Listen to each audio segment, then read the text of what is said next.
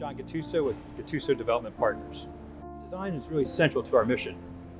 We are really all about creating high-performance work environments for our customers and doing so in a way that is invigorating, that helps those firms attract the best caliber talent, that creates a work environment where people feel comfortable, where they actually want to go as opposed to being compelled to go. This is the kind of product that we end up engaging with our customers to create, and design is absolutely central to achieving and doing that successfully. Philadelphia is such a unique city in the United States, and it has such a great reservoir of historic architecture, and most notably recognized by UNESCO in the last few years as being a World Heritage City. We would be, I think, making a grave mistake if we let that heritage disappear from our presence by not really paying attention to the preservation and really maintaining that built environment in a way where it can continue and endure and live on. We as a society start to have a great expectation for our public built environment. We seemingly have raised the right to be ugly to a constitutional right. And really, when we think of our public realm, when we think of our public buildings, that really speaks to all of us as a commonwealth. Restoring those buildings to a position of quality and of prominence, I think, is central to us as a society. Bill Rouse once said that the difference between an average architect and a spectacular great architect was simply the number of great ideas they had in a given week. And I think by reaching out and having the opportunity to work with some really talented architects over the last several decades has meant that we were really exposed to some really incredible thinking, some great ideas. It really expanded our vision of what could be, and it, I think, has paid a tremendous dividend to the kind and quality of projects that we've been able to undertake. Gattuso Development Partners is a proud supporter of the Louis I. Kahn Award.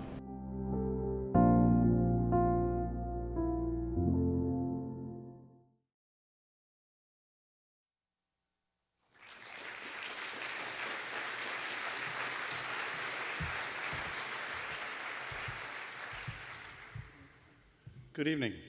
It's great to be back in this hall. I'm not sure whether when the University Museum gets renovated, whether we'll want to go back or not. I think we'll have to take a vote on that. Anyway, it's wonderful to see this hall filled. I'm Bill McDowell, chair of the Center for Architecture's Louis Kahn Committee, and I'm pleased to welcome you to the 34th Annual Louis Kahn Memorial Talk. The Center for Architecture is proud to continue this remembrance of the rich legacy of the educational and architectural leadership of Louis Kahn. His work and teaching had an enormous impact on generations of architects and continues to this day. We're thrilled this year to honor the firm of Diller, Scofidio, and Renfro, and so happy to have partners Liz Diller and Ben Gilmartin here tonight to accept this honor on behalf of their firm. Thank you for accepting our invitation. I would like to thank our sponsors. No evening like this comes about without the help of sponsors. Behind me is the list of our Esherick level sponsors. These sponsors, many of whom have sponsored the Kahn Memorial Lecture for numerous years. These organizations believe in the importance of good design and improved quality of our built environment. Thank you very much to all of them. I'd also like to thank our media partner, WHYY, our Richards level sponsors, Clemens Construction, Steve Poppert, always a supporter, Miller Macris, Sutton and Seiden, Rich Davies, thank you very much, and the Rockwell Group. I would specifically like to mention our Salk level sponsor this year, Steve Gendler, who is a co-founder of MIS Capital, along with David Coleman. MIS is a development company whose mission is to develop financially successful projects in environmentally sustainable ways, and most importantly, contributing to the quality of life for the communities in which these developments take place. Steve is also on the board of the Center for Architecture and continues to make significant contributions to its mission. Thank you, Steve. Please stand.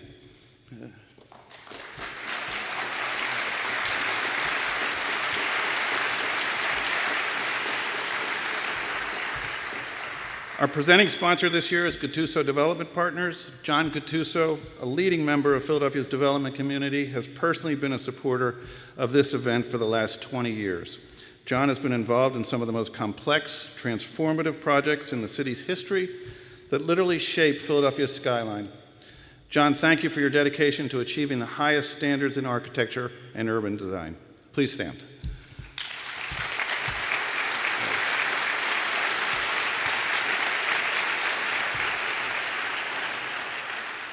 Tonight's program is not only a fun social and educational event, but also serves as a fundraiser to support design education for Philadelphia's K-12 students, both at the Charter High School for Architecture and Design, CHAD, and through the Center's Architecture and Education program. CHAD's mission is to improve our region by educating young people about the transformative ability of design to shape their lives and communities, and in the process to help diversify the architecture and design community. We're thrilled to be supporting that event again this year. We are so thrilled to have all of you here on what is going to be a remarkable presentation. And now to introduce tonight's firm honoree, I would like to invite to the stage the Executive Vice President and CEO of the American Institute of Architects National Organization, Robert Ivey. Thank you very much, Robert, for being here tonight.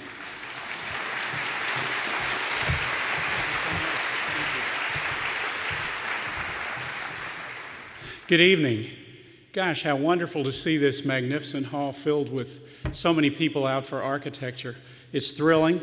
I want to thank the Center for Architecture and Design for what you're doing with this Kahn Award. Louis Kahn obviously is internationally renowned, and the thought of linking his heritage with contemporary architecture is fitting and appropriate. This is at a time that I think generally we as architects and as let's say the community of architecture lovers are trying to raise and heighten the value and relevance of architecture for the general public so that they hear more about it and understand it. There actually is a thirst for it. And how wonderful that we have Diller, Scofidio, and Renfro as the honoree tonight, because their work not only tickles the architects, but it tickles the public too. In fact, much of it is aimed at those people who are actually going to inhabit the places and experience the experiences that they have conceived and worked with others to produce. I want to say one word about the AIA, which is enjoying its 150th anniversary this year. This is remarkable. The national organization was founded in 1857, and the Philadelphia chapter followed very soon thereafter and produced, think about it, the number of distinguished architects that arose in this city alone. And just recently, Bob Venturi had a memorial service here.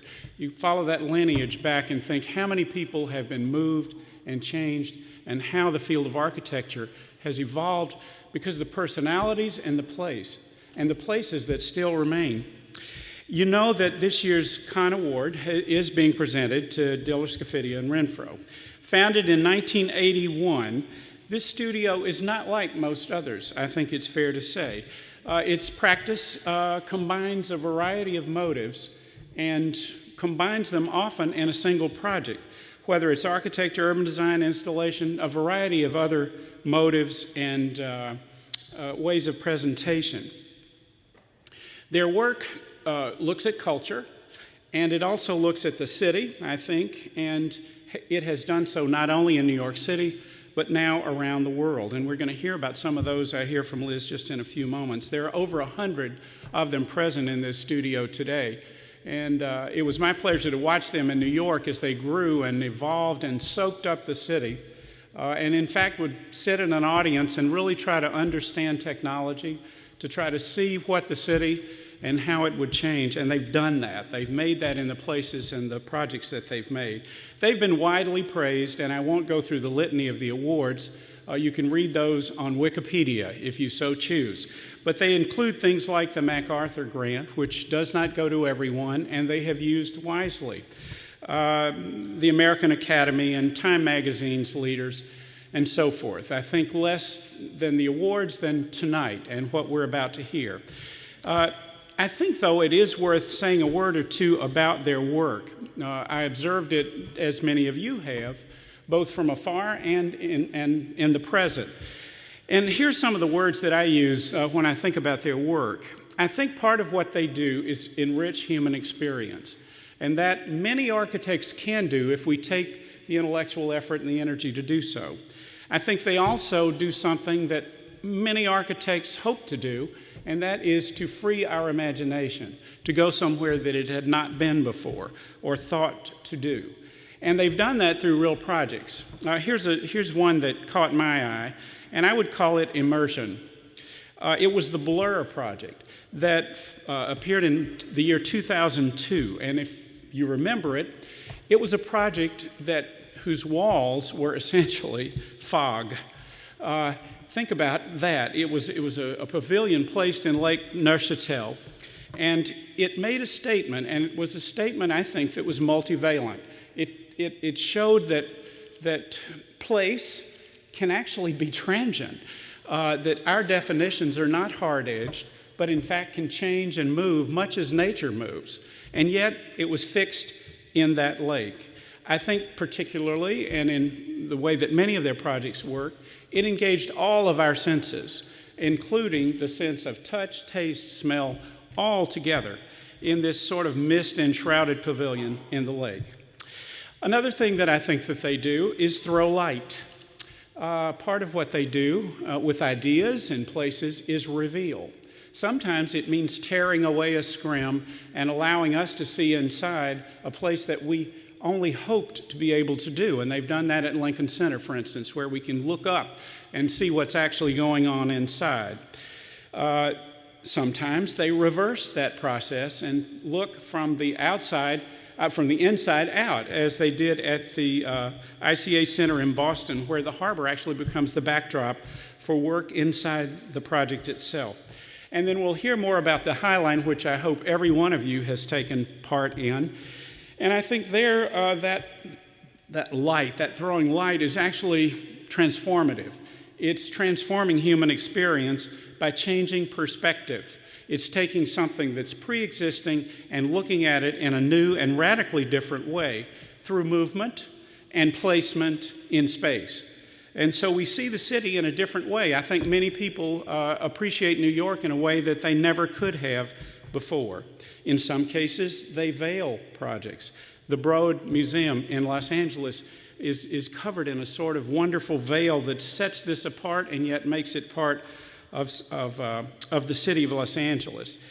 The shed that Liz will be talking about is their most recent and most visible new piece of construction, and it speaks to change, obviously, transience, if you will, impermanence, and that cultural institutions do not necessarily have to be fixed objects. Many of us, for instance, have experienced museums as four walls, and in this case, the walls are three, and they roll. So we're able to move as culture moves and changes. And in fact, that is the case with modern life today. We are less fixed than we are mutable and capable of having different perspectives and points of view. Every case, a fresh perspective. They cause us to smile. They cause us to take notice in ways that we might not have before, to react, if you will, to explore, to look inside ourselves, and to think. And with that thought, Liz Diller, please join me up here and open our eyes. Thank you.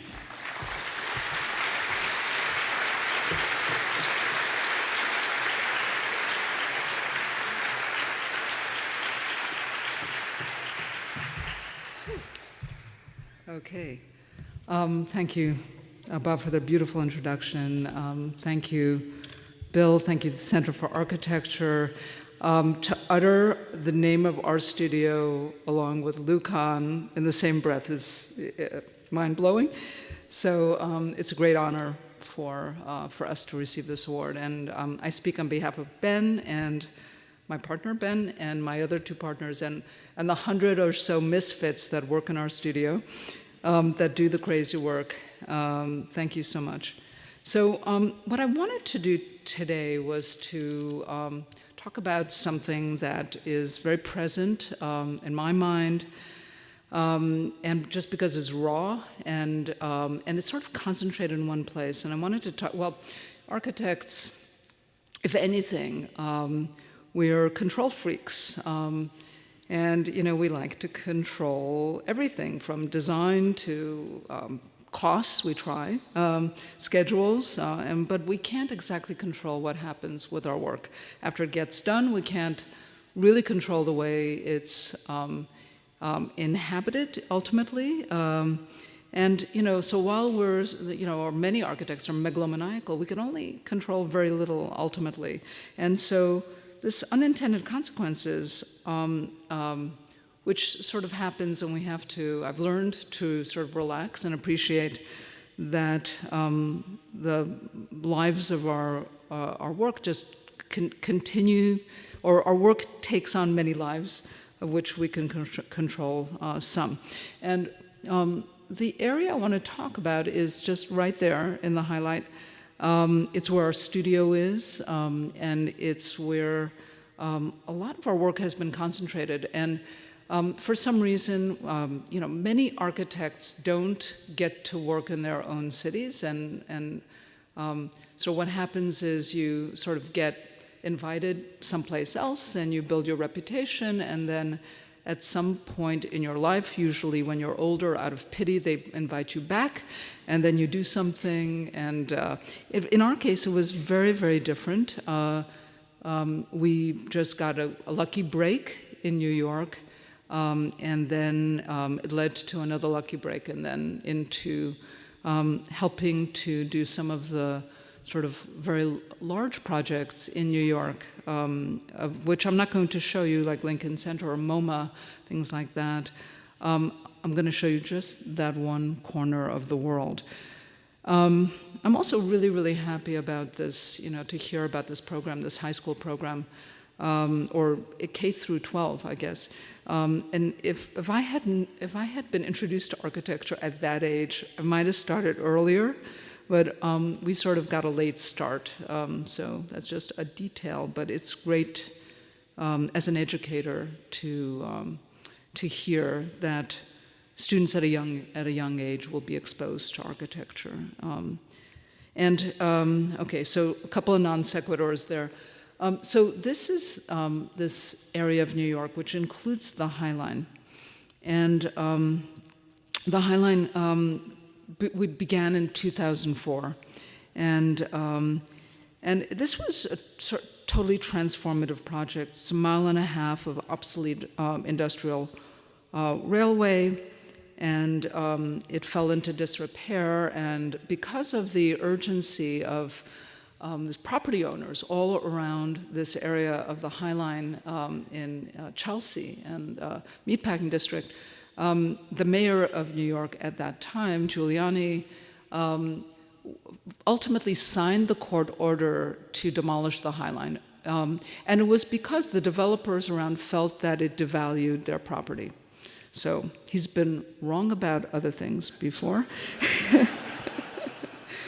And this is, the kind of literature that has been around, like at that time, stop the nonsense, make this unsightly abandoned railroad track, take it down today. I mean, it was hard to imagine, and what was around the Highline, the area was industrial, and it was home to sex work, and there was a lot of trans stuff, and there were a lot of meat in all the different ways that you might think of it.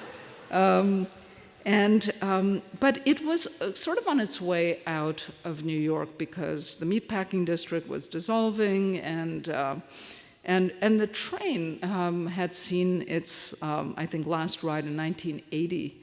So the whole area sort of was overgrown, and I won't go into the whole history of the Highline and the whole project, but we're still, it's like, doing a linear project is incredible because we started this in 2004. We're still adding pieces. We just opened the spur on 30th Street, just over 10th Avenue, and it's like these sausage links that you just, if you have a little bit more money, you just do a little bit more, and then you have a little bit more money and do some more. So it's been really like that, just been growing from south to north. These guys are the citizen activists that came up with the idea to transform the Highline into a public park. And they were able to, so before Giuliani signed the court order, they were able to start convincing people that this would be a great idea. And this is just, they met at a community board meeting, and they didn't know each other, and they just thought, well, you had that idea, I had that idea, let's work together. So Josh David, Robert Hammond, the true heroes of the Highline. So the Highline was argued, again, coming back to real estate values, was argued as a kind of a catalyst for development of the West Side, which was largely abandoned in a sea of open parking lots at that time. By 2000 something, it was really forlorn, and as the Central Park was argued by Frederick Law Olmsted, that park right there would help the city grow northward. It was really the same argument that was used, because there always has to be a good economic argument for a public, civic thing, like a park. And so this was the transition from mayor to mayor. And as soon as Bloomberg came into office, he reversed the court order, and the Highline was saved, at least provisionally, until we were then hired. It was an international competition. We were hired, and we had a vision for it, which was really very, very simple, and it was to sort of use the DNA that was already there. Anyway, it took a while for this city to be entirely convinced. That's what grew there. We were just sort of in love with this accidental ecosystem and it was just flora and fauna. And it just came from years of neglect. And so the big challenge was how to bring the public up into this otherworldly place without ruining it. So anyway, fast forward, we opened the Highline, and it's with James Corner, Field Operations, who teaches at Penn, and he was our partner in this project, and Pute Udolf, the horticulturalist, was also a partner. And so a great team, and there's one sort of very, very basic premise here, that vegetation and humans participate in the same space, and rather than having one edge for the green stuff and hardscape in one place for the humans, it's blended together, it's combed together into these unlikely combinations, and sort of presenting parts of New York that were not necessarily meant to be seen from these angles. Lots of party walls. And the vegetation is just great. And we used a lot of what was there already to just transform it with, a small touch to maybe defamiliarize something that's sort of obvious, perhaps. So one of the reasons I think the Highline has been so successful is that New Yorkers discovered on the Highline that they could actually do nothing. You can't really do much on the Highline. You can't ride a bike, for example. You can't bring your dog. You can't throw frisbees or balls. You really can't ride rollerblades. You can basically sit or walk. And that notion of doing almost nothing was something that was like a huge adventure for New Yorkers, because we're always so productive. We're always like working, and when we're not working, we're burning calories, and when we're not burning calories, we're on our devices, or we're shopping. We're always doing something. So this sort of nothingness was even taken one more step in this sunken overlook, which is over 10th Avenue. It's south of the spur, which just opened. And simply we just cut a hole into the structure and put some glass in where there was steel at the edge, and we allowed the public to beside just sit and watch traffic. And it's really, really popular. And the traffic, this is not taken from the right vantage point, but it really just goes down 10th Avenue and into this, it's like a contemporary lava lamp of sorts. It just keeps going and going, and then, stops for a red light and then keeps going.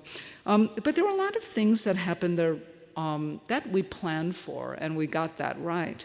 But there are a lot of things that we had no idea what we were doing, and the public, has really embraced the Highline, sometimes more than we would want. But there are all sorts of activities there, like stargazing. Astronomers meet there. There are classes, yoga classes. I don't know what that is, but a lot of stuff happens there. The Topless Poets Society, sitting right on that spot. And among the many things that happened that we could not have planned for, is this kind of really interesting condition. It's on a tenement building on 20th Street. So in the very first chapter of the building of the Highline that finished in 2009, there were gates right across the Highline, right next to this building. And there was a construction light that was just sort of happened to be unfocused. It should have been on the Highline, but it was just sort of, facing this building, and it was highlighting this particular apartment in this tenement. And the woman that lived behind those windows decided to take advantage of this spotlight that came for free, and she invited her friend, who is a cabaret singer, to come out and sing every night for what was this audience that would just assemble on the Highline by chance. And this sort of is connected to something that was very inspiring for us that will come up in a moment. I'll talk about it. But this Renegade Cabaret, was ultimately was illegal and disbanded. But it was like a great thing that there was a story behind every window, actually, and everything was so naturally theatrical. But other things that happened at the Highline that were unanticipated was how quickly it became like a cultural pop icon. And it sort of started appearing on TV, in comic books. Like, this is the absolute, sign of achievement that, like, what else can you hope for? But to be on The Simpsons. But also it's a place for photo shoots and film shoots and so forth. And then there was this Highline Perfume that is totally, I don't know, and I'm going to read what it says here. It says, "The scent of wildflowers, green grasses, and urban renewal." That's the way it's advertised. Someone came up with this idea. We cannot, actually, the name Highline can't be copyrighted, so anybody could make anything. And they're also making this Highline pot, basically, this cannabis.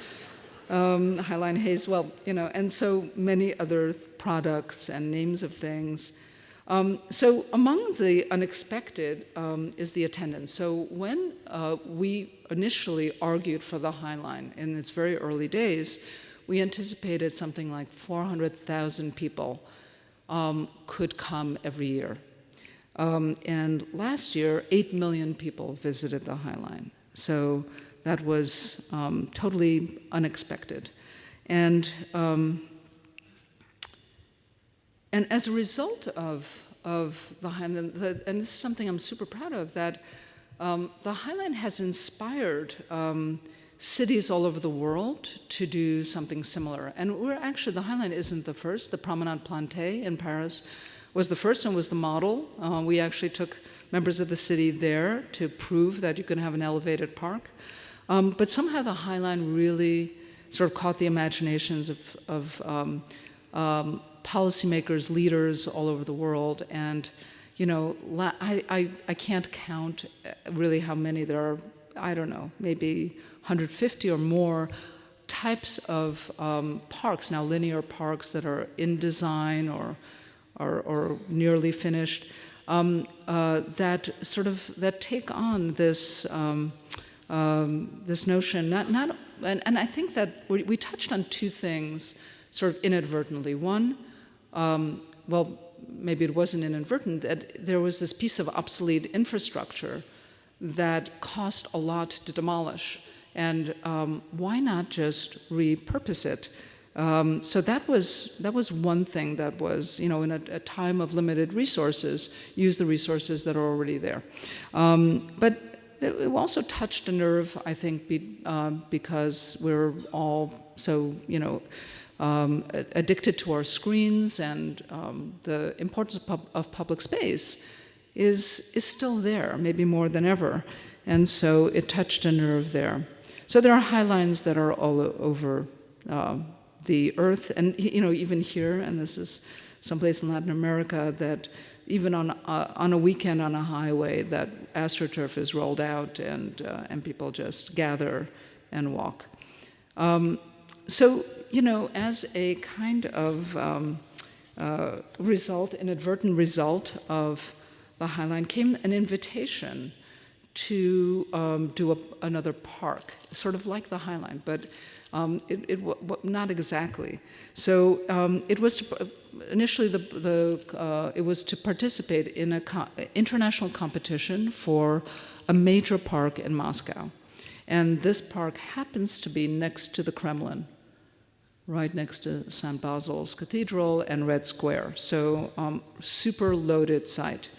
And for a long time, we were conflicted about even competing in this. This was during the Ed Snowden period, where the relations between the US and Russia were very tense. And we were really thinking, should we take this on? Should we do this competition? It's for the city of Moscow. It's not for the regime. And we decided to participate in the competition. And in the end, I'll show you what happened, what transpired. But a little something about the site. So this site is it's an amazing site. It's actually, I'll read a little bit. It was abandoned by affluent nobles when Peter the Great moved the capital to St. Petersburg in 1712, and following the fire of Moscow. So there's a little bit of history. In the fire of Moscow in 1812, it became the site of the city's largest Jewish enclave. And after the 1880s, while Russian Jews emigrated, Zaryadye, the name of this area, remained a quarter for cheap housing. And then after 1917, after the October Revolution, Stalin wanted to build a skyscraper on the site, much like the Seven Sisters, and it was intended to be used by the People's Commissariat of Heavy Machinery. So, in the end, what ultimately happened, so none of that happened, but it was the site for a Khrushchev-era hotel called the Rocio Hotel. And it was built between 1964 and 67, and it was completed under Brezhnev. And it's 3,000 rooms. It's a really crazy, huge footprint, horrible hotel. And it was raised in 2006. And actually, Norman Foster made a proposal to develop. The site was to be developed commercially. And I don't know what quite happened. That project was stopped, and then the city got involved and decided to build a park there. And the city architect is Sergei Kuznetsov, who's a really brilliant city architect. And I wish we had a city architect in New York. We need those kind of people that really have the interest of the city in their minds, in terms of planning. So we proposed, so this was an international jury. It was pretty intense. Everyone told us, do not enter that competition. An American does not stand a chance. And we did, well, that just entices us to even, prove them wrong. And the principle was what we called wild urbanism, which was a hybrid landscape where the natural and the built cohabit into a new kind of public sphere. And so there was always the issue of blending this sort of wildness in with the city. And there's a whole sort of theory of the city and and the park in the city and the wildness that really the city sort of protects us from wildness, but we really love wildness and we love to cultivate it, And so this park was based on and here's a plan. So it doesn't really look like a typical Russian park, and in a Russian park there are always axes, and you can use one of 4 different kinds of species of flowers, rose bushes, or it's very limited. We decided, like the Highline, that we were going to use a variety of native species from all around Russia. And so we have the wetland, the forest, the tundra, and the steppe climate. And it was to be, quite natural, and the way that the park would come together. It would also be pathless. It would be unscripted movement. And so this is, part of it's very unfamiliar to Russians to actually be on the grass. It's always stay off the grass. So inviting the public to sort of meander and use the site was really unusual. And these are some of the, and we worked with Hargraves as our landscape architect.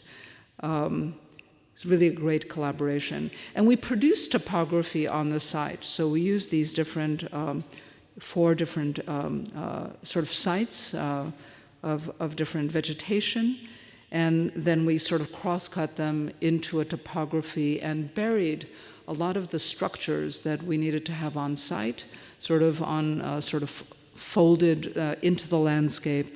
And we also experimented with augmented climate to be able, because in Russia, very severe long winters, we wanted to extend the shoulder season of the summer and fall. And we wanted to, sort of play with the temperature using passive systems. Another thing is, and this is very much like the Highline, the paving system and the way the paving and the vegetation are blended together to sort of comb together and here I want to point out one really important thing, that in the brief for this project, it was stated that there should be no space where the public could collect. And so we said, we don't want to do that. We want to do just the opposite. And so we produced these large areas where the public could collect together. Anyway, nevertheless, we won the project, and maybe they have second thoughts, I don't know. But it was also meant to take, some of these incredible sites that are monuments in Moscow, and rather than just expose everything around the site, we would control the views. So we would hide and expose various different views at different moments as you move through the landscape. And you could see the topography is all, man-made, actually. We had to dig into the underground where there were parking garages, and underneath there was the KGB tunnels. It was very difficult to get underground plans.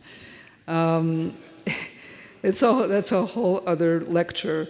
But anyway, on the thermal side, we're playing around with these augmented climates. So now we won the competition in construction, and here it is as it opened. And you could see some of the monuments all the way around, and I'll just sort of breeze through some of the this big boomerang. We could not bring the public out past all those lanes of traffic that are by the river. So, there was just no way legally to do that. But we brought the public out there over the river nevertheless. All of these species trees, this is all new. There was nothing there before. And the topography and the paving system. Sometimes the paving just sort of got extruded up into seating. And this crust, this is kind of one of the interesting features of the augmented climates. We made a hill, and that hill is the roof of a concert hall by another architect. And the glass crust just hovers over that hill. And the idea is that in the winters, that the glass could absorb a lot of solar gain, and we could keep the grass green just underneath there. So here's, so it's quite a bit warmer above, just because warm air rises, and so we're able to sort of have a sort of warm area there. You could see the concert hall underneath. And so this is the space, which is open air, and you can come there and just walk up the hill and roll down the hill.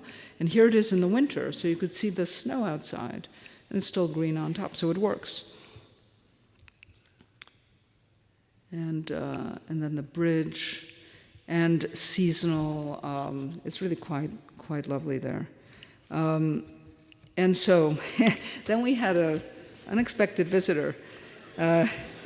So I have to say that, like, I don't know how things happen in Russia. Maybe he was always involved. We never really knew that he was involved. He decided to take credit for the park afterwards.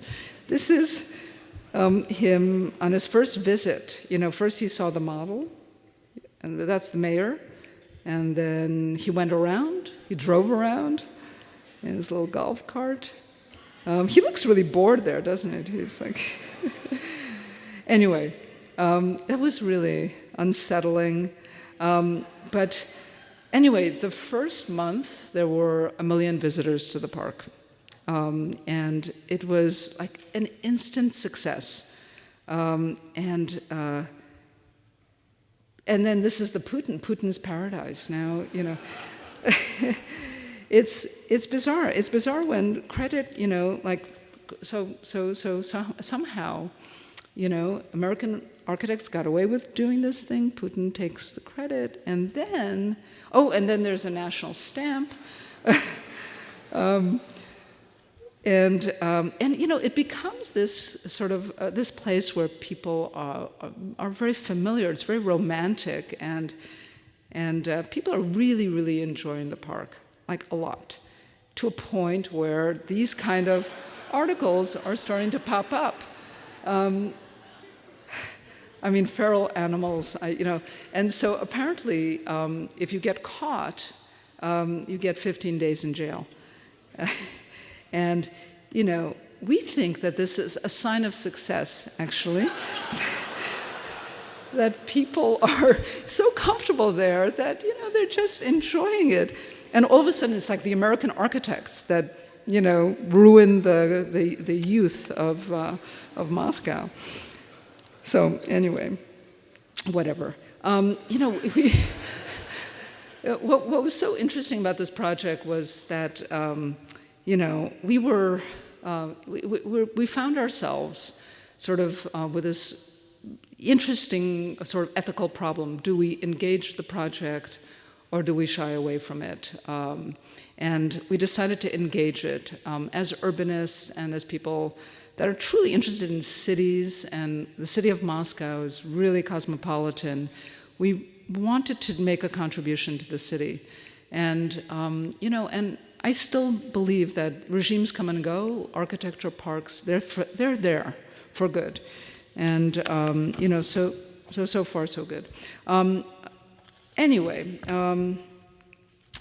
I wanted to sort of like get back to, so that was like a little departure for a moment from the Highline, because it turns out that the Highline was also a place for romance and for, it was like the place where everyone had their first dates when it first opened, and then the Standard Hotel, which is built right over the High Line, was a place of performance. And a willing public, and whatever. It was consensus on both sides, but it is a place for romance. And there's something about these parks and these structures that just have had this effect. And maybe it was something that we never expected, and we should think about that. And it led to real proposals. Actually, we found some things on the internet, lots of marriages on the High Line. So legitimate. And those guys, I have no idea. That isn't the most beautiful wedding picture, is it? Okay, but in terms of inadvertent things that happen, so 8 million visitors to the High Line last year, 5 billion real estate investment. So after Giuliani wanted to tear it down, it became the hot real estate investment in New York. The prices for land there and for apartments now has really skyrocketed. Lots of new jobs, residential units, hotel rooms, new office space, and so forth. And with that came a lot of complaints from New Yorkers that somehow the High Line was it was getting overdeveloped too quickly. And this is from 2007. It says, how a park built on a junk heap became a glamorous symbol of everything you love and hate about the new New York. So already New Yorkers were saying, this is like too much, too fast in terms of the catalytic action of the High Line.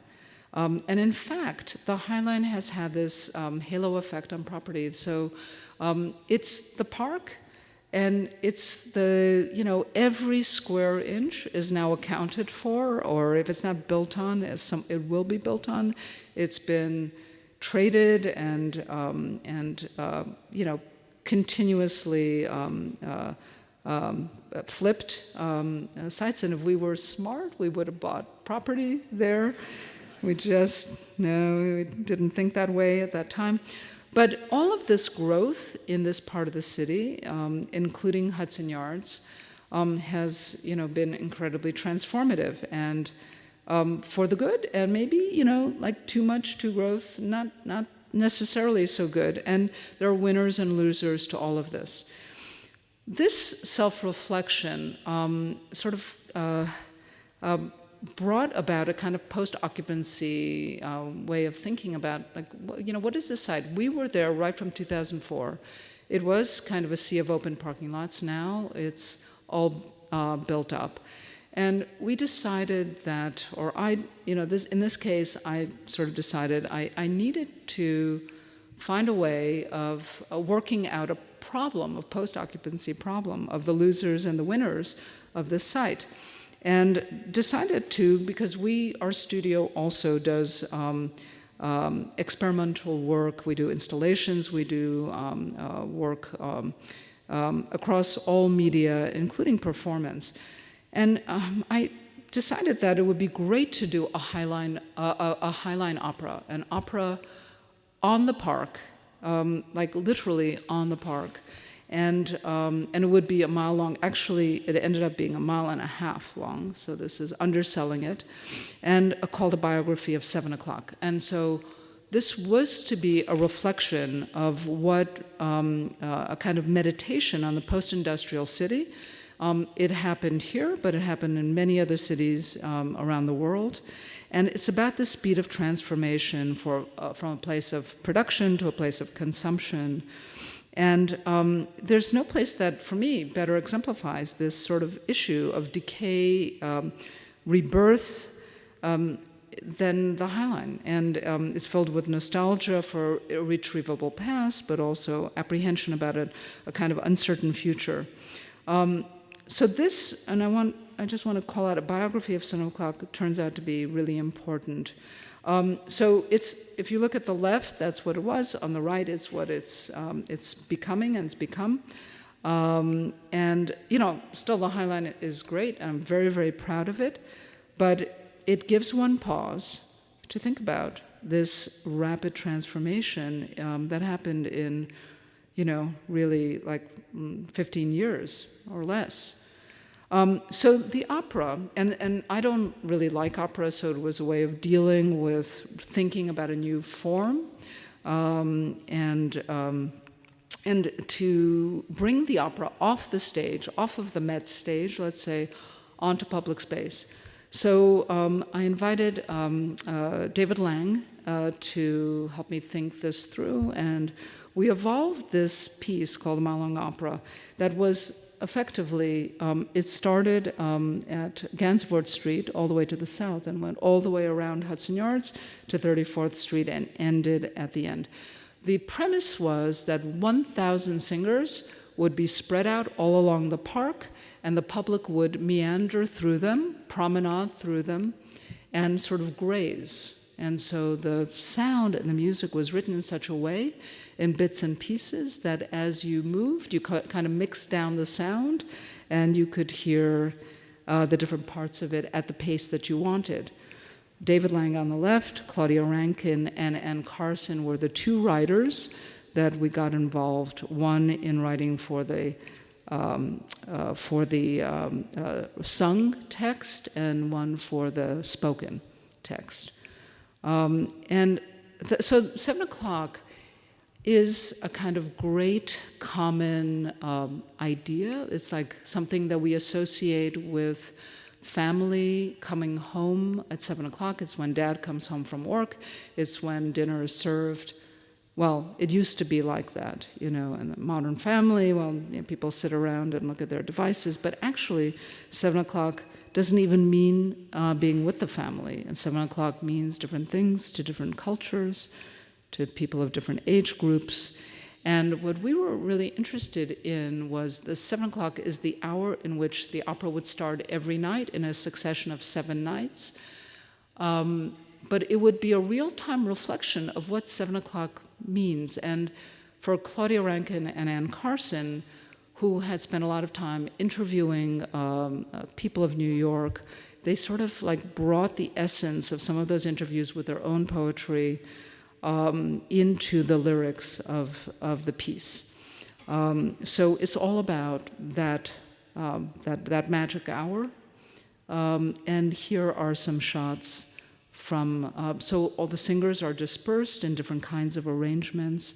You'll see they're all wearing these baseball caps with luminescent visors, which everyone had their own individual spotlight. But what was so unusual about this was the sort of human interaction with every singer. So every audience member coming up, 3,000 a night, would interact with each of 1,000 singers, even for a couple of seconds at a time, sometimes for a couple of minutes at a time, in this very personal sort of experience where the fourth wall is more than broken. Along the way, we also took sites along the way. This is the standard where that guy was exposing himself. We took some sites and we made installations there, and it's always around cleaning windows. That's that very thin interface between public and private space that was so interesting. So it's throughout the whole mile and a half that you see those window washers in different sites. Some of the other characters, sometimes slightly elevated, but very much with a consciousness of the public there, looking into their eyes, the singers, 1,000 of them, and there were like really as diverse New Yorkers as you can find, like really a cross-section of the population. And sometimes very, very shy. There were 750 singers from 40 choirs from around New York, and 250 professional singers sprinkled throughout. And these are just some of the shots and the characters. That's a Zaha Hadid condo. There's a special window cleaning ritual on that one. And then around the very end, and I'm going to play a little of it. Moment just before night, the twilight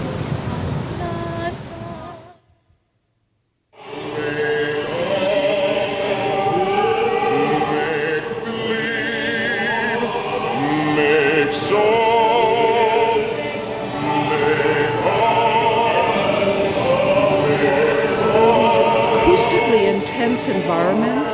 Sometimes it was with traffic, sometimes with crickets.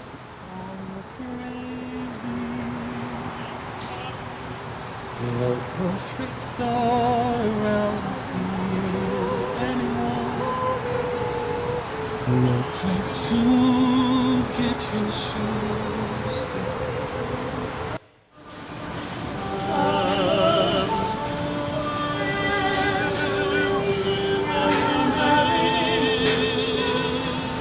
These singers were below your feet.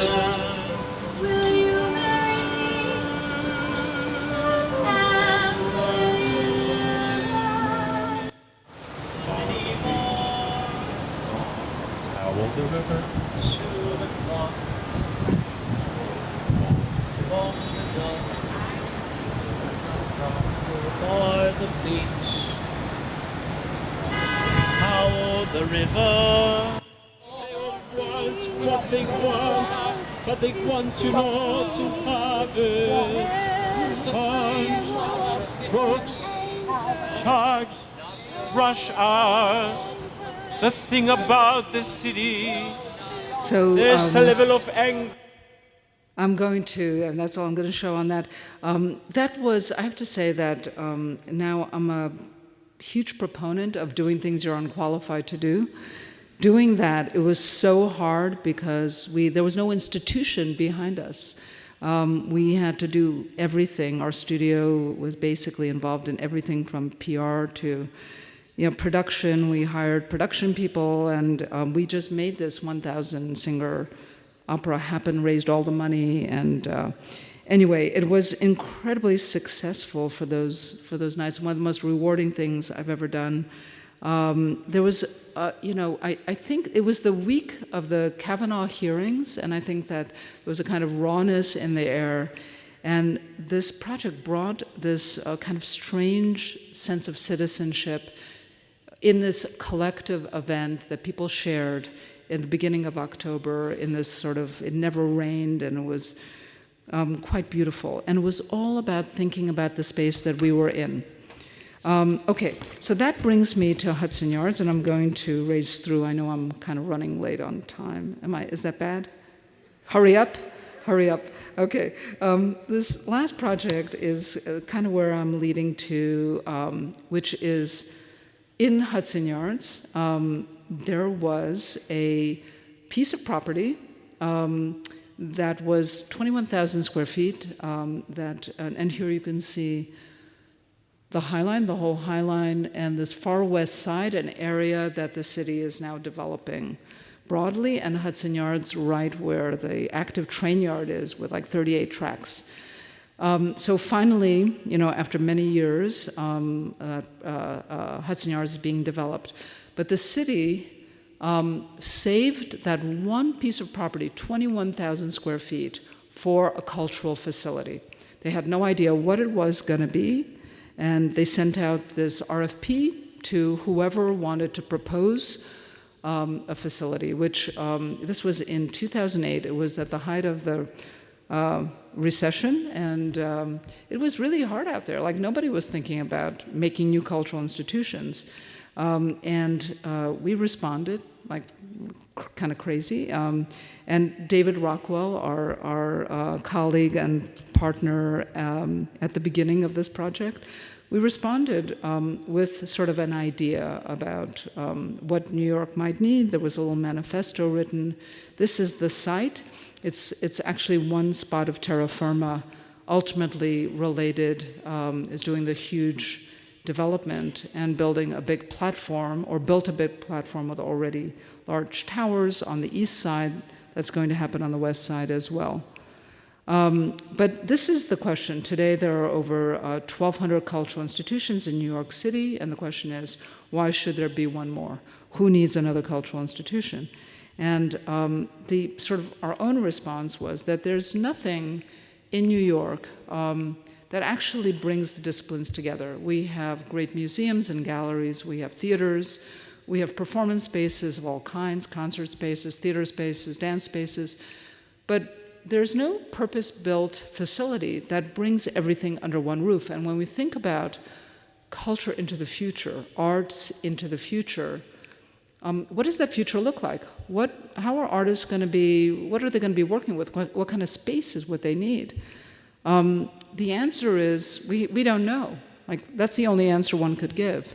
And maybe the response should be that the structure should have the flexibility to be able to take lots of different things, but typically flexible things are generic, like big loft spaces are typically generic. Beautiful, but and much loved by artists. But how do you build from scratch something that could be lovable from the beginning, that could be flexible, and have an identity to it that could contribute to the culture of architecture, and let artists sort of script it? How about something that's scalable, that could change scale if you need a small space or if you need a giant space? You could produce those spaces. And New York doesn't have an indoor-outdoor cultural institution. There's outdoor spaces, but and most cultural institutions really don't have an outside space. So we decided to put all this together. The one sort of model from history that we sort of came to was Cedric Price's Fun Palace. And mostly because it was a building that was conceived for a future that was unknowable and specifically designed to be an architecture of infrastructure. And that stuck with me, that notion of an architecture of infrastructure. What will artists need in the future? Well, they'll need electricity, until we make it remote, they'll need to plug into something. Space, conditioned space, be able to have light control and sound control, and be able to have loading capacity. Those are like the main things that artists in the future would need. Other than that, technology will change all the time. You need a flexible infrastructure. So this was after a bunch of designs and strategies. Ultimately, that footprint, that 21,000 square feet, is where you see the orange, that orange part. The ochre part is the idea of expanding the footprint, which was too small for the kind of cultural entity that we wanted to make.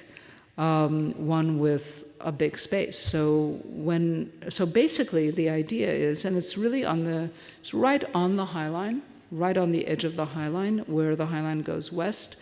And so on that 21,000 square feet is a stack of large span column-free galleries that could be used for multi-purposes, could be used for theater or exhibitions, whatever.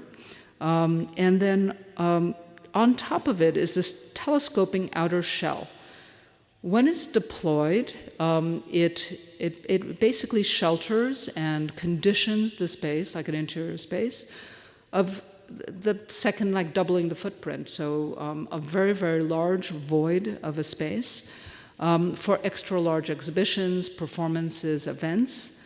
But when it's not needed, it nests back on the building, so you don't need to heat it and cool it when you don't need it. It's very sustainable. And you basically open up a large open public space where you can have other cultural events in the open air. That's the idea. So we would use gantry crane technology for this. And basically it's adapting a known system. It's very familiar at shipyards. And this was one of our early models.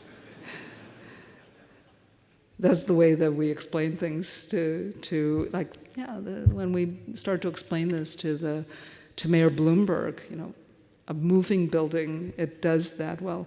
And we made, for the longest time, and this is really maybe a part that I want to underscore, that for from 2008 till about 2011, we're basically evolving this with this project. We were selected for the project. We're evolving this in DS+R studio. And we had to prove it. We made a feasibility study, we brought in engineers, and we developed it with just under the aegis of the Hudson Yards Development Corporation, which is a little offshoot from the city. and basically was there to protect public space, but really had very little authority.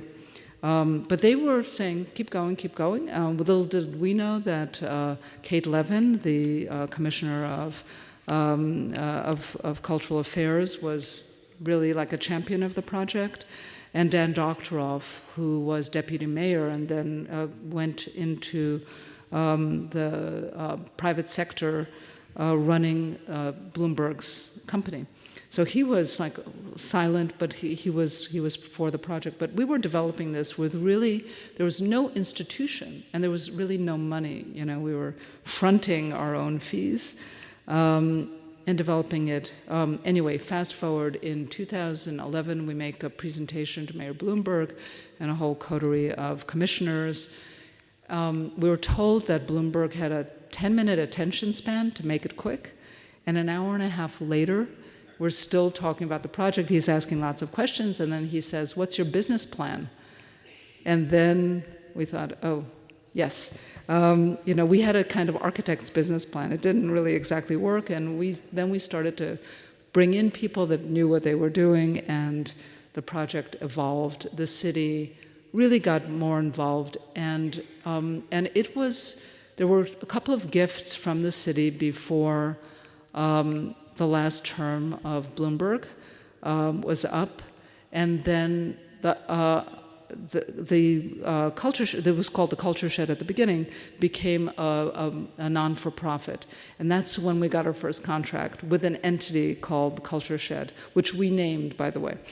And I want to fast forward for a moment to 2014, where the artistic director was selected, Alex Poots, brilliant artistic director and CEO, and his first act was extracting the word culture from Culture Shed to just be the shed. Anyway, for all of you architects out there, it's just two different types of structure. It's a regular steel frame, and then there's the shell that rests on 6 points, basically 8 wheels. There's a double wheel on the front. So all the loads come down onto those wheels, onto tracks. And one of the big ideas here was that this giant space would be a very large footprint theatrical deck.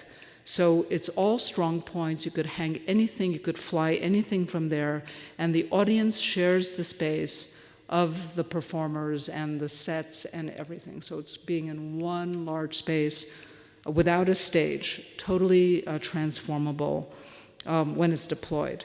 And so there's that cross-section through the truss, so you needed that depth to make the span, and in that depth you can get humans in there, and that could have machines and basically the whole theatrical setup. This is from an early digital model. The building is basically all muscle, no fat, so it's all structure and ductwork, and what you see, these forms that are basically back-to-back have a slot in between for blackout shades, and covered with ETFE pillows, which is basically low-pressure Teflon-based product. Okay, so there's one more thing that happened. We were asked, and actually David Rockwell as well was asked, if we would consider building the building next door on the footprint that was just adjacent, that was part of the commercial development. And at first we said, we actually, no, that's not really in our wheelhouse. And then we thought, well, you know, why not try to do a residential tower? We wanted to, you know, there were a couple of things. We wanted a good neighbor. So, you know, we could trust ourselves, but, you know, we wouldn't trust others. So why not have a good neighbor? But also we could take advantage of being right next to the other building that we're responsible for.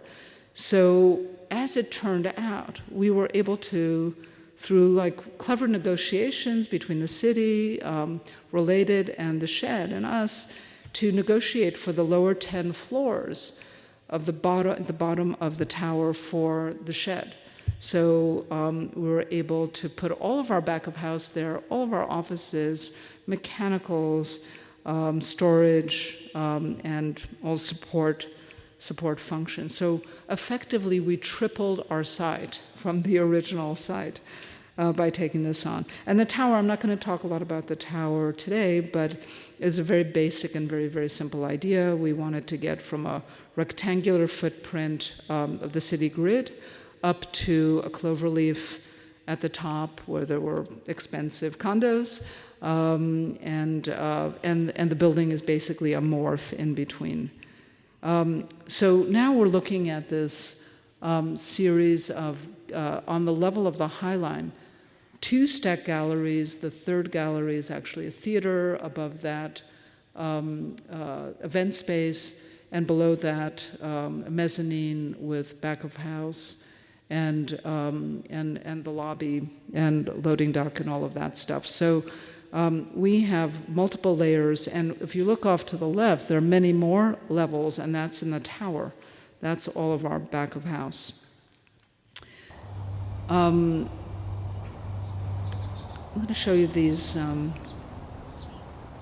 little short films of the way it works. So when the shed, I don't know if the sound is,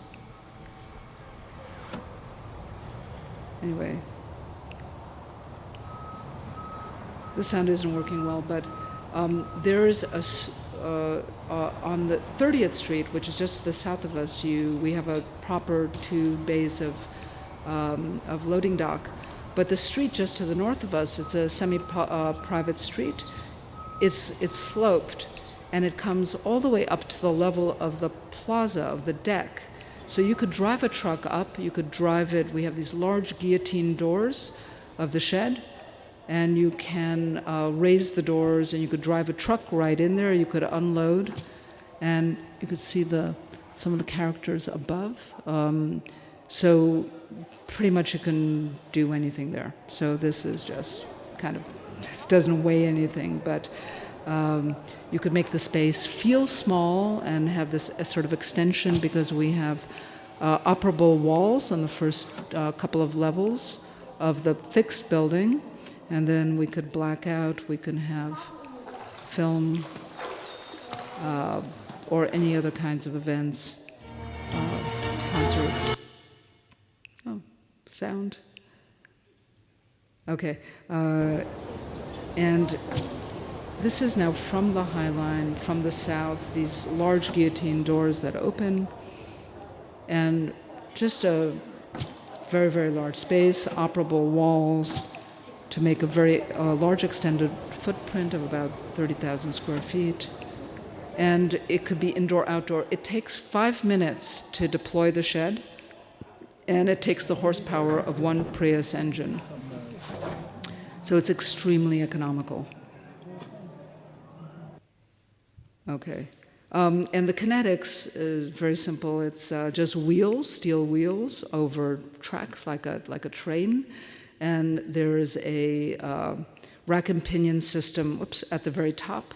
So the motors are, that add up to about 170 horsepower, I think, altogether, that drives the whole thing, and it's silent. Those are the wheels, and then this is one wheel being forged. The steel was done in Italy. Found a wonderful manufacturer, a family operation that does large-scale infrastructure projects like Panama Canal locks and things like that. So here's a wheel being now set on site, and these are the motors. You could see the hand of a person, how it just takes so little, with mechanical advantage to move an 8 million pound building. And you can operate it from your belt. So,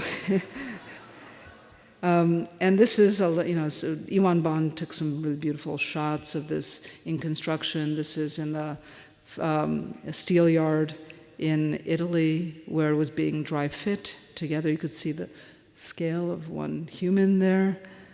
And they just did, there's a lot of curves and nodes, and this was developed in the studio with software that we could really plan every little bit and piece and was done in old-fashioned and newfangled ways. So this is in construction. And this is actually the first deployment without the skin. With the skin, we have radiant heat and we have forced air, so we can basically, where the doors are down, we could set the temperature and have real, comfort in the middle of the winter.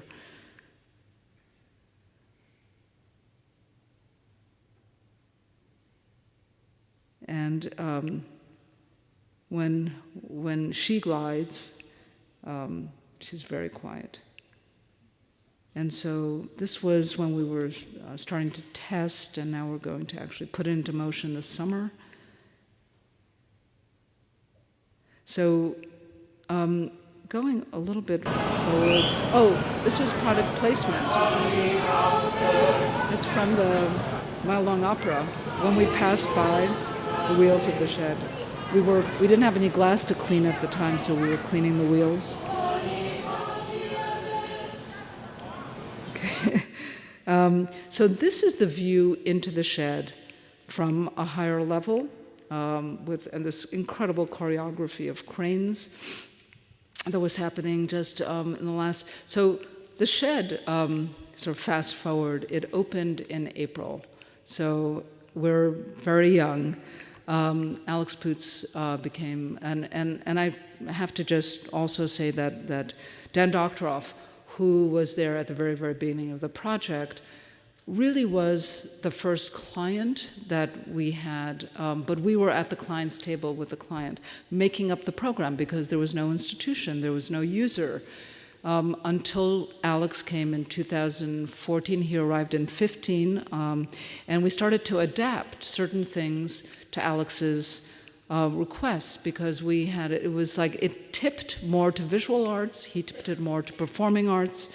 And so acoustic issues became very, very important. And so the building underwent some change with him. And he hired a staff between 2015 and now of 100 people that run the shed. So there's something incredible in all this story, which is the project started with no institution, with just an idea, a site that was called cultural entity or cultural facility, and it ended up with an architect's idea of a very particular kind of building with a very particular idea about arts into the future that happened to mesh with this creative director, artistic director that is staging, fantastic things now.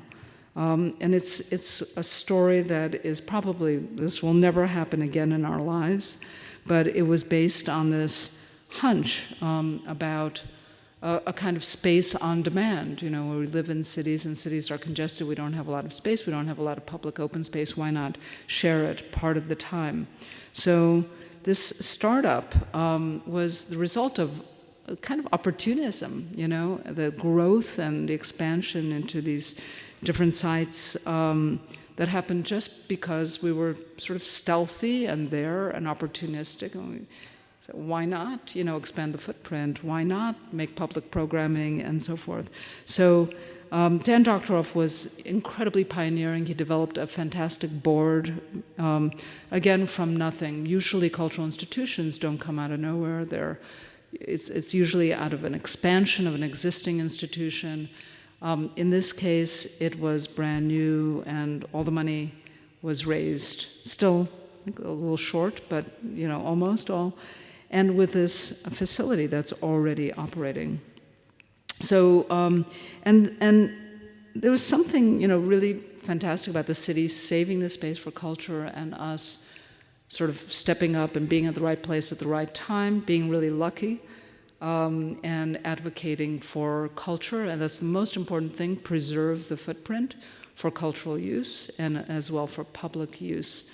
This is some of the early programming, Reich Richter Part, two great contemporary composers and a great painter, and just some of the early programs that happened last month, Norma Jean Baker of Troy. This is with Renee Fleming and Ben Whishaw, a great British actor. And this was written by Anne Carson, who is also the writer for Mile Long Opera. The theater on top, collapsible seats, totally open black box theater. You can do anything you want in there. That's Ben becoming Marilyn Monroe, slowly. And this was a program called Soundtrack of America. And this was where the shed opened. Alex is on the far right. And we have Steve McQueen and Quincy Jones. And Marilyn McCann,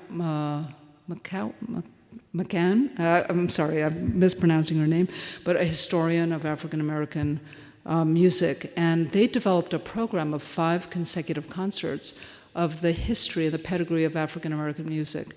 And it was really, really brilliant by young, and these were all unknowns, 5 nights of and every night was different, of unknown, emerging talent, and incredible diversity. And each had to trace a little bit of their heritage, and their heritage of the heritage of the heritage back through African American music.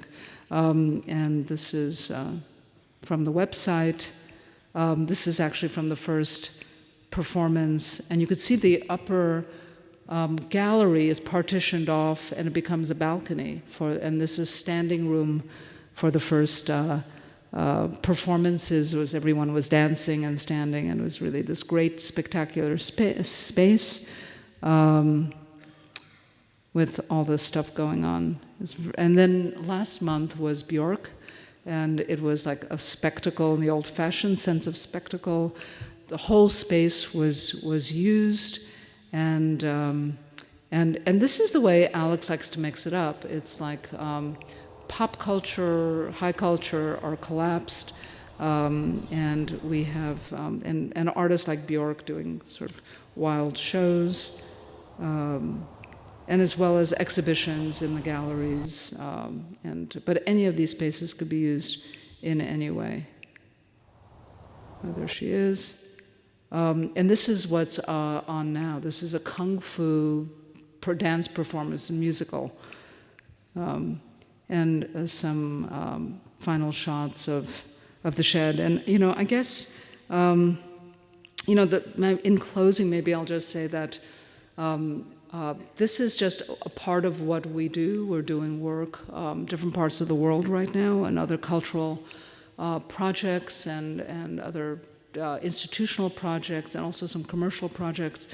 But this is what brings all of this together is really sort of like the footprint of what we hope to leave, is the possibility of doing a cultural project from scratch, a park, for different, so the cultural institution was ultimately for the city that became a non-for-profit. The park was for the city of New York.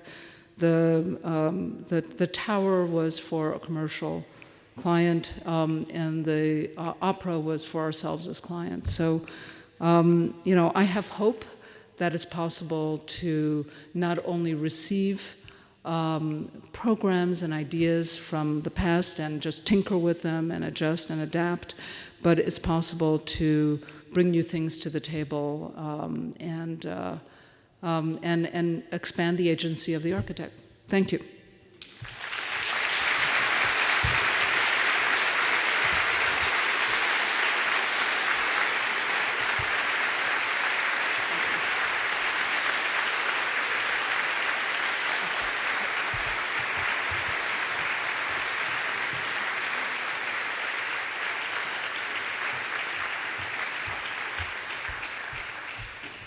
Thank you so much, Liz. That was really incredible. Good evening, everyone.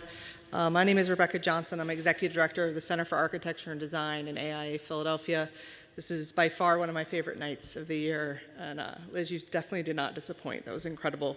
This evening event is a really important part of the work that we do all year long with K through 12 education, as well as Design Philadelphia and exhibitions and competitions. And it really couldn't happen without our sponsors and our volunteers. and all the work that we do. And so it's really great to have a night like this where we just are inspired by the power of architecture in our communities.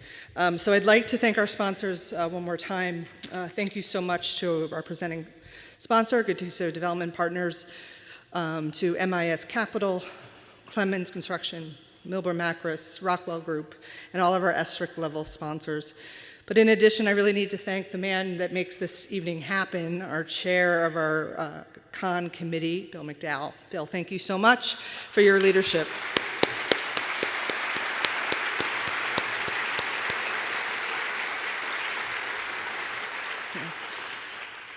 Robert Ivey, thank you very much for joining us tonight. It was a joy to have us here. We're celebrating our 150th year of a chapter, lots of fun things, and it was special for you to be here, so thank you very much. The night wouldn't happen without my amazing associate director, David Bender. He is behind the scenes making it all work so that we look good, so thank you very much, David.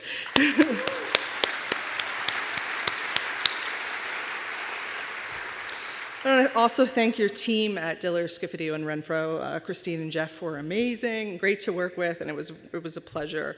Thank you very much to DS+R for the time in your busy schedule to be here. I'm so happy that Liz and Ben are here tonight. And with that, I'm going to have you join us this stage and introduce.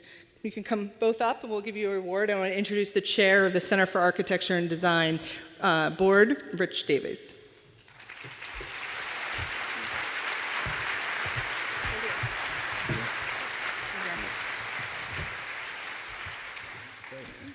Good evening. I'd be remiss if I didn't mention that two of the principal goals of the center are to champion thoughtful design and to connect the design community with the general public through an acknowledgement of that thoughtful design. And you can see why conferring this award in this way really wonderfully advances those goals.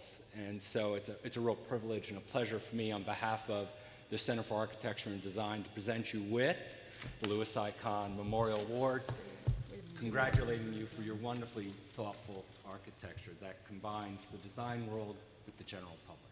Thank you. Thank you.